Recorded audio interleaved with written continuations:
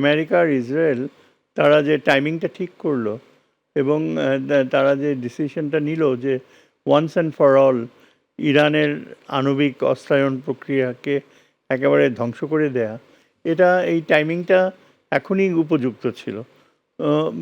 Unfortunately Iran তার যে চূড়ান্ত নেতৃত্ব সেটাকে যে বাঁচাবে এবং সেটাকে যে প্রাধান্য দেবে যে কোনো মূল্যে, সেই পথ তারা কখনো বেছে নেয়নি। আমি তো বলবো যে এই ধরনের একটা যুদ্ধ মোকাবেলা করার মতো ইরানের কোনো প্রস্তুতিই ছিল না।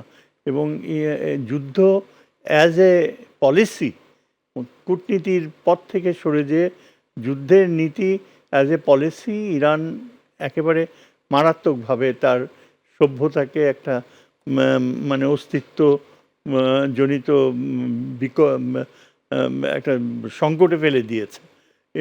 এটা গতবারই বোঝা উচিত ছিল যে এটা আবার যদি একইভাবে রিপিটেড হয় তাহলে ইরানের পরিণতি খুব মারাত্মক। আমরা সবাই মুসলিম বিশ্বে খুবই দুঃখিত এবং আহত যে তাদের একজন আয়াতুল্লাহ আবার মৃত্যুবরণ করলো এবং এই আয়াতুল্লাহ যে কত গুরুত্বপূর্ণ তাদের ধর্মীয় ক্ষেত্রে সেটা শিয়া বিশ্ব উপলব্ধি করে।